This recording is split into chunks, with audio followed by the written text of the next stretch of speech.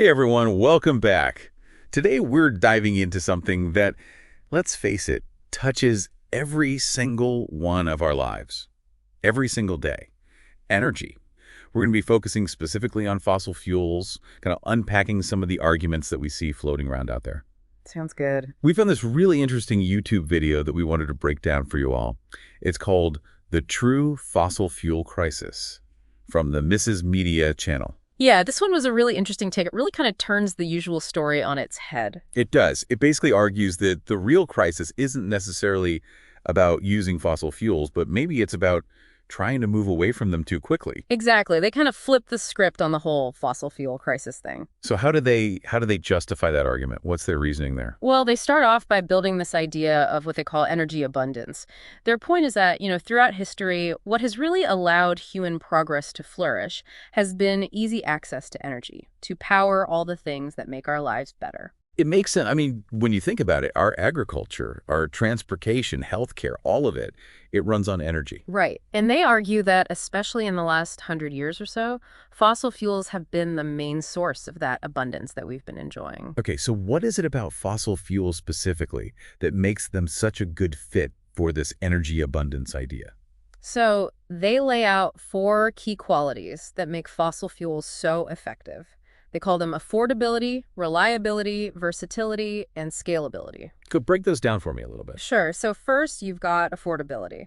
Fossil fuels, generally speaking, are relatively cheap compared to people's incomes.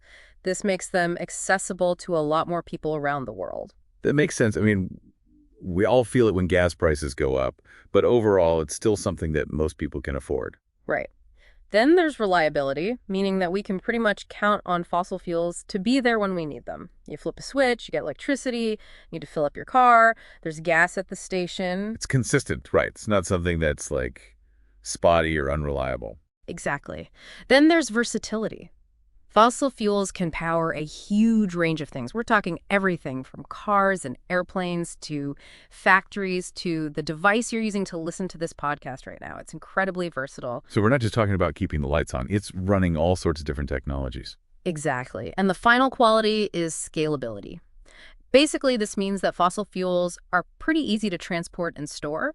You can ship oil and gas all over the world, build pipelines, set up storage facilities and all that. It's a global system. So it's like having this huge interconnected network that can deliver energy to pretty much anywhere it's needed. Precisely. And it's interesting because, you often hear that we're running out of fossil fuels, that the end is near and all that. But the video actually points out something kind of surprising. What's that?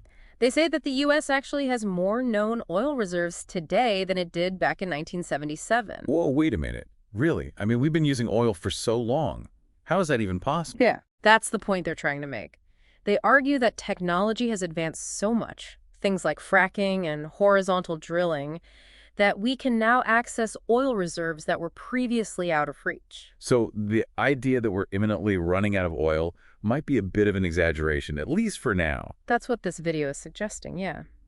But then that brings us back to their main argument, their whole idea of what the real fossil fuel crisis is. Okay, so if it's not about physically running out of fuel, then what is it? What's the problem they're highlighting? Their argument is that the real crisis is being created by the push to move away from fossil fuels, especially in developed countries like the US and Europe.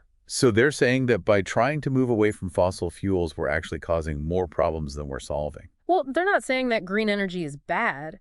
Their point is that this shift, while it might have good intentions, is creating a kind of artificial scarcity problem. I see. So it's less about the fuels themselves and more about the speed and maybe the way we're going about this transition. Yeah, it's like they're saying we can't just abandon fossil fuels overnight without having viable alternatives that are ready to take over on a large scale. And they're especially concerned about the impact this is having on developing countries. Right, because a lot of developing countries are still working to achieve that level of energy abundance that we were talking about. Exactly. The video actually gives a pretty stark example. They talk about how energy rationing in some parts of Africa is actually limiting access to medical care. That's scary. So if hospitals can't even get a reliable energy supply, that obviously has a huge ripple effect on people's health and well-being. And they're arguing that this push away from fossil fuels without having those reliable alternatives in place is contributing to these kinds of problems. Kind of a trade-off, right? Yeah, it's really complex. It's like you're trying to solve one problem, but you might be creating another one in the process. Right. And this kind of leads to a big question that the video just briefly touches on, but it's something that we've all probably wondered about. Can those green alternatives, things like solar, wind, geothermal, can they really step up and fill the gap? Can they provide the same level of energy abundance that we've become accustomed to with fossil fuels? That's the million-dollar question, right? Yeah. I mean, everyone's talking about renewables, but can they really deliver on that promise of a clean energy future without sacrificing reliability or affordability? Well, the video doesn't really go into too much detail about green alternatives in this particular episode. They say that they're going to tackle that topic in their next video. Oh, okay. So I'll have to stay tuned for that. But it definitely leaves us with something to think about, right?